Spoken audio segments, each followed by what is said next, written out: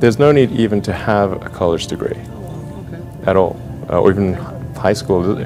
I mean, if somebody graduated from a great university, that may be an indication that they will be capable of great things, but it's not necessarily the case. You know, if you look at, say, people like Bill Gates or Larry Ellison, Steve Jobs, these guys didn't graduate from college. But if you had a chance to hire them, of course, that would be a good idea. So, you know, just looking just for evidence of exceptional ability. And if there's a track record of exceptional achievement, then it's likely that that will continue into the future. Well, first of all, you don't need college to learn stuff, okay? Everything is available basically for free. You can learn anything you want for free. It is not a question of learning. There is a value that colleges have, which is like, you know, seeing whether can somebody work hard at something, including a bunch of sort of annoying homework assignments, and still do their homework assignments and kind of soldier through and get it done. You know, that's like the main value of college. And then also, you know, if you probably want to hang around with a bunch of people your own age for a while instead of going right into the workforce. So I think colleges are basically for fun and to prove you can do your chores, but they're not for learning. I want to make sure Tesla recruiting does not have anything that says requires university, because that's absurd. But there is a requirement of evidence of exceptional ability. Like, you just can't, if you're trying to do something exceptional, they must have evidence of exceptional ability. I don't consider going to college evidence of exceptional ability. In fact, ideally you dropped out and did something. I mean, obviously, you know, we just look at, like, you know, Gates is a pretty smart guy, he dropped out. Jobs is pretty smart, he dropped out. You know, Larry Ellison, smart guy, he dropped out. I'm like, obviously not needed. Did Shakespeare even go to college? Probably not. Sure. So how would you educate your 5 boys? Actually, I created a little school.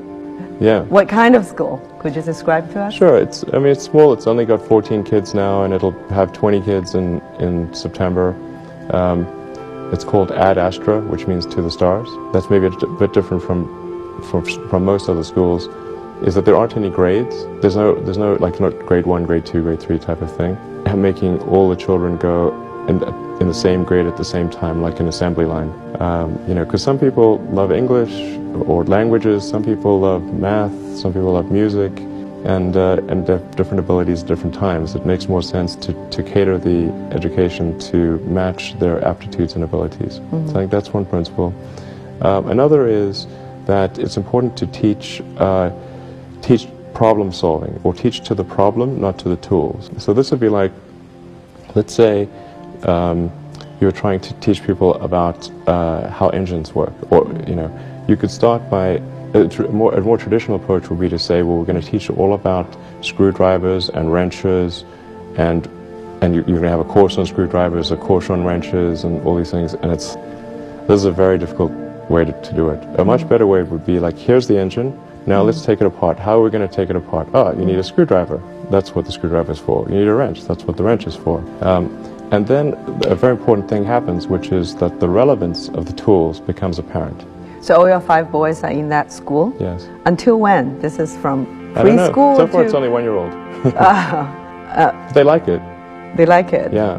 And you want to keep them away from regular schools?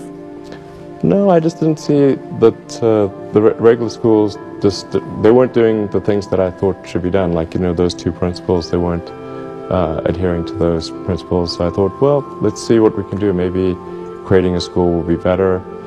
And actually hired a teacher from the school they were at, who also agreed with me that there was a better way to do it. It seems to be going pretty well. I mean, the kids really love going to school. I think that's a good sign. You know, I mean, I hated going to school when I was a kid. It was torture. So the fact that they actually think vacations are too long, like they want to go back to school. Wow. Yeah, exactly. I mean, it's actually kind of funny. You know, if you think of like, what is education? Like, you're basically downloading data and algorithms into your brain, and it's actually amazingly bad in conventional education, because like, it shouldn't be like this huge chore. like the more you can gamify the process of learning, the better. Like for my kids, I do not have to encourage them to play video games. Yeah. Okay, Yeah. I have to like pry them from their hands, like crack. And I think, unfortunately, like a lot of education is very vaudevillian. You've got someone standing up there kind of lecturing at people, and they've done the same lecture 20 years in a row, and they're not very excited about it. And that lack of enthusiasm, is conveyed to the students. That they're not very excited about it. They don't know why they're there. Like, why are we learning this stuff? We don't even know why.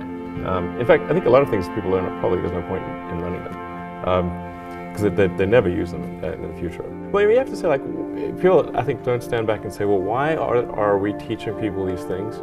And we should tell them probably why we're teaching these things.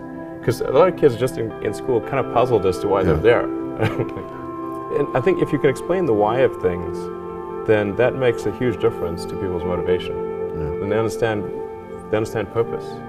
So I think that's pretty important, and just make it entertaining.